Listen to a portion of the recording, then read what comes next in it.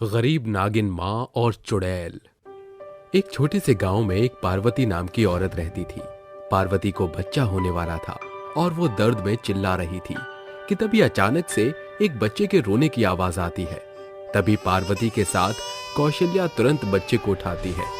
जैसे ही वो बच्चे को देखती है उसका मुंह बन जाता है और वो बच्चे को वापस नीचे रख देती है और कहती है, फोड़ दिए रे भाग इसने हमारे 4 साल के बाद एक औलाद पैदा की और वो भी एक लड़की। अरे करमजली, कुछ तो शर्म करती, एक लड़का ही पैदा कर देती है, कम से कम हमारा वंश आगे तो चलता। माँ जी, आप ऐसा क्यों बोलती हो? आप हमेशा लड़के और लड़कियों में भेदभाव क्यों करती हो? भगवान जो दे उसे खुशी से मंजूर करना चाहिए। ज्यादा जबान मत चला बहू, हमने भी बच्चे ही पैदा किए हैं। 4 लड़कों के बाद एक लड़की पैदा की थी मैंने। माँ जी, ये सब किस्मत का खेल है, इसमें हम कुछ कर नहीं सकते माँ जी। जब नसीब ही ऐसा लेकर आई हो तो क्या ही कहा जा सकता है भाई। पार्वती की लड़की बहुत ही सुंदर और बहुत ही प्यारी थी, लेकिन कौशल्या उसकी लड़की होने पर बहुत ही गुस्सा थी, जिसकी वजह से वो उसे गोदी भी नहीं लेती थी।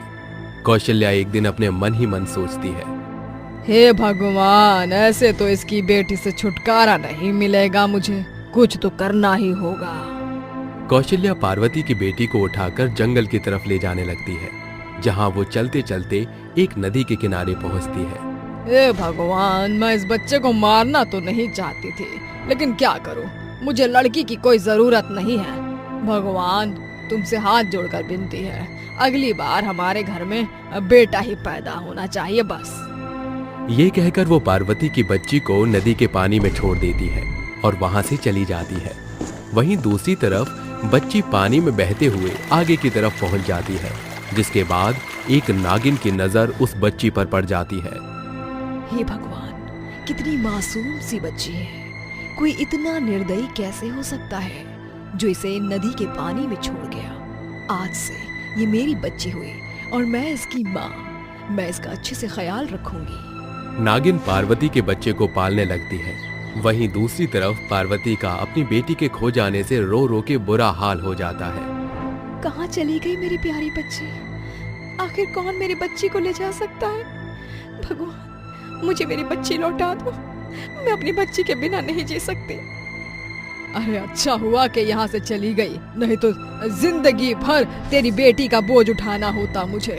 तुझ मनहूस से तो एक पोता तक पैदा नहीं हुआ, अब और क्या ही करेगी तू जिंदगी में। माँ जी, भगवान के लिए ऐसा मत कीजिए, पता नहीं मेरी फूल सी बच्ची कहाँ होगी, किस हाल में होगी।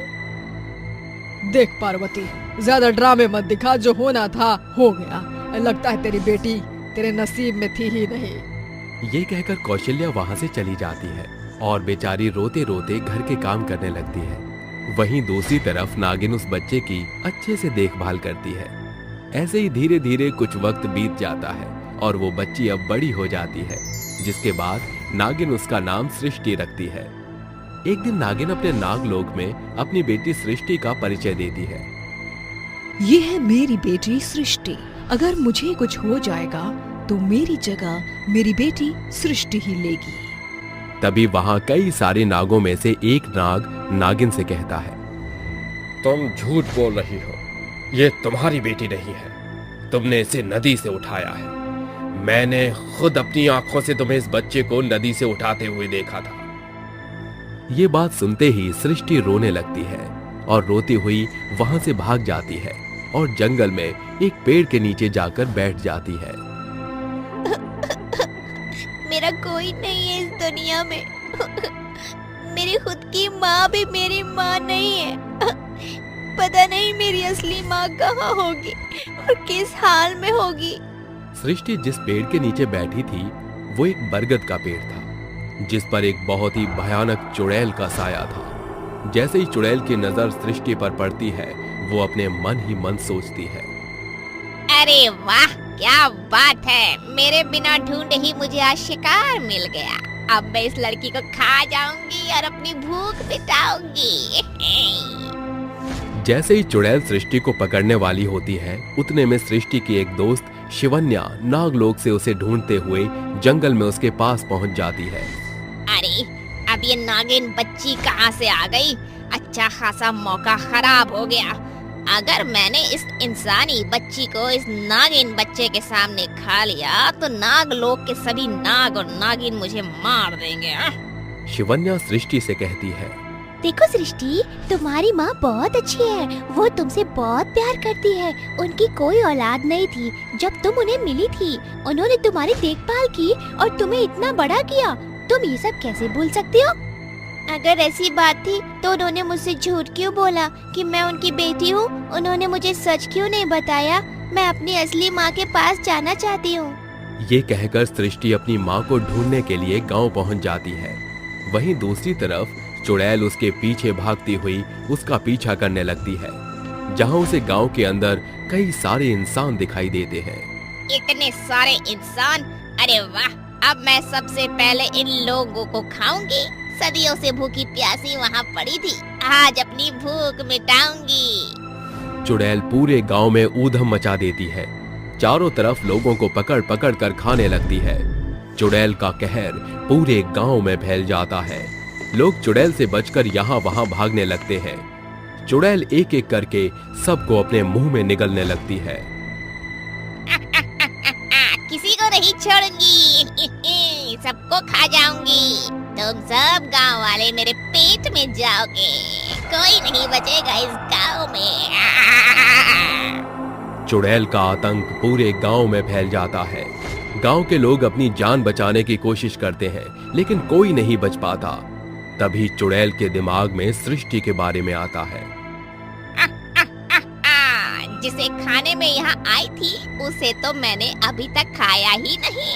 अब पता नहीं कहाँ और कौन से बिल में छिप गई है, कहीं दिख नहीं रही।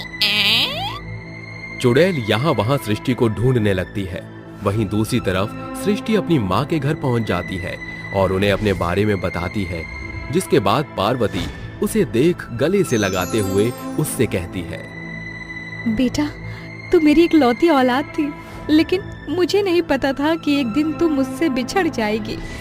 मैंने तुझे नदी में नहीं फेंका था।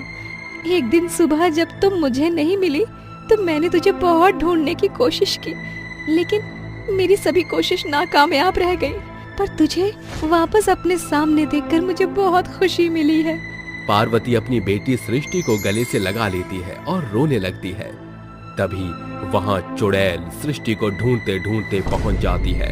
देखते ही देखते चुड़ैल का आकार भी बड़ा हो जाता है। आखिरकार तू मुझे मिल गई। अब तो तुझे खाकर ही संतुष्टि मिलेगी मुझे। चुड़ैल सृष्टि को खाने ही वाली होती है, इतने में पीछे से सृष्टि की नागिन माँ आ जाती है, जिसके बाद वो अपनी शक्तियों से चुड़ैल को कमजोर बना देती है। अगर मेरी बेटी को हाथ भी लगाया ना तो तुझे जान से मार दूंगी मैं। तेरी बेटी को खाकर ही रहूंगी मैं, मेरा कुछ नहीं बिगाड़ सकती तू। तभी नागिन के साथ कई सारे नाग मिलकर चुड़ैल के ऊपर अपनी शक्तियों का वार करते हैं, जिसके बाद चुड़ैल जलने लगती है और जलकर खत्म हो जाती है। जिसके बाद नागिन अपनी बेटी सृष्टि से कहती है, बेटा, मुझे माफ कर दो। जब तुम मुझे मिली तो मुझे लालच आ गया और मैंने तुम्हें अपनी बेटी की तरह पालना शुरू कर दिया। इसीलिए मैंने कभी तुम्हारी माँ को ढूंढने की कोशिश नहीं की। माँ, आप माफी मत मांगो। अगर आज आप नहीं होती तो मैं भी इस दुनिया में नहीं होती, और मुझे तो बहुत खुशी है कि मेरी दो माँ हैं। उस दिन के बाद से सृष्टि अपनी माँ पार्वती के साथ रहने लगती है और कभी कभी अपनी माँ से मिलने उसके पास पहुंच जाती है, जिसके बाद सृष्टि खुशी खुशी अपना जीवन बिताने लगती है।